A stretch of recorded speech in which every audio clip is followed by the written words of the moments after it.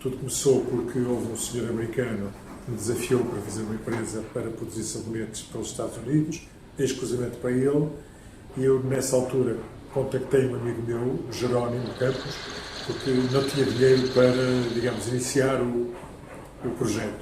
O Jerónimo aceitou e, portanto, no fundo, tivemos um triunvirato formado pelo Jerónimo, pelo John Breslin e por mim, e foi assim que a empresa arrancou com cerca de 9 pessoas no ano de 2000.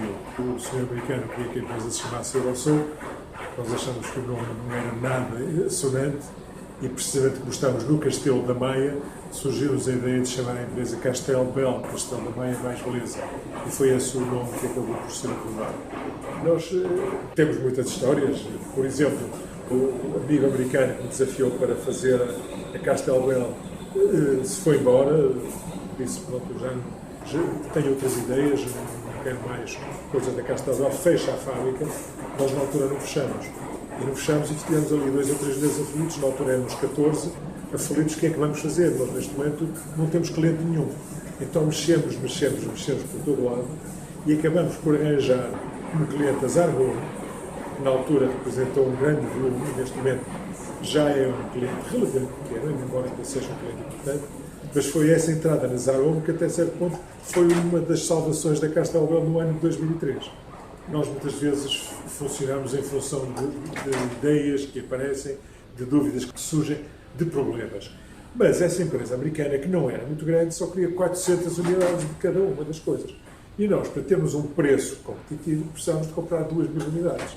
Ou seja, nessa altura, era uma altura em que a Castel Bel tinha bastantes dificuldades económicas, não tínhamos grande liquidez, e tínhamos aqui 1.600 unidades dos vários produtos aqui paradas, à espera que os americanos nos comprassem mais. Então lembramos, porque é que nós não havemos de vender em Portugal? Porque eu tinha na altura um sócio inglês que achava que Portugal era um país muito pobre, muito pequenino e que não havia viabilidade nenhuma. Ou seja, nós não vendíamos em Portugal. E resolvemos com esse excedente dessas 3 coleções participar numa feira em Portugal. E a feira correu extraordinariamente bem. Chegámos ao fim da feira e vendemos muito mais produtos em Portugal do que aqueles que estávamos à espera. E foi assim que nasceu a linha Porto Escala e passou a ser uma segunda marca para além da Castel Bel. Neste momento a Porto Escala é talvez a nossa marca de topo e acabou por nascer por mero acaso.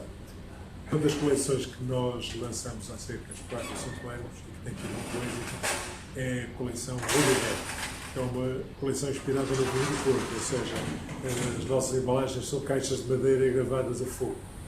Tivemos uma história muito engraçada porque uma das nossas clientes que nos visitou disse-nos que o marido dela, que era uma pessoa que tinha muita coisa e, portanto, quase que não olhava para as prendas que lhe davam, o marido dela recebeu uma garrafa de difusor de Ruby Red e pensou que era vinho, de maneira que a senhora foi encontrar a garrafa de difusor na garrafeira.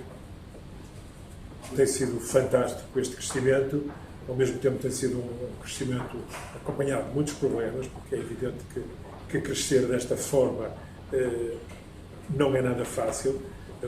Entre 2014 e 2016, por exemplo, nós duplicamos as nossas vendas. Mais que isso, conseguimos aumentar a quota de exportação, que era de 75% há 3 ou 4 anos, e neste momento já é superior a 80%. Aqui há tempos, uma das nossas clientes, um lojista, uma das nossas melhores clientes atuais, nós recebemos aqui, então temos a conversar durante algum tempo, e a senhora olhou precisamente para a coleção Ruby Red e viu a caixa de 3 sabonetes, uma caixa de madeira com 3 sabonetes. Disse, que engraçado. Isto é muito giro. Claro que, para às vezes, pôr uma recordação para um turista, acaba por ser muito 3 sabonetes. Vocês nunca pensaram em fazer uma caixa só de um sabonete? Nós pensamos, como é que nós nunca tínhamos tido essa ideia? Porque vendíamos o sabonete isolado, mas não dentro de uma caixa de madeira. Então, imediatamente, isto foi para aí há 2 ou 3 meses, imediatamente resolvemos fazer uma caixa de madeira com o sabonete individual, está-se a vender muito bem. As dores de crescimento têm sido bastantes, mas por outro lado também aquele entusiasmo próprio de quem vê algo que começou muito pequenino e sem grandes ambições a tornar-se já com uma dimensão bastante razoável.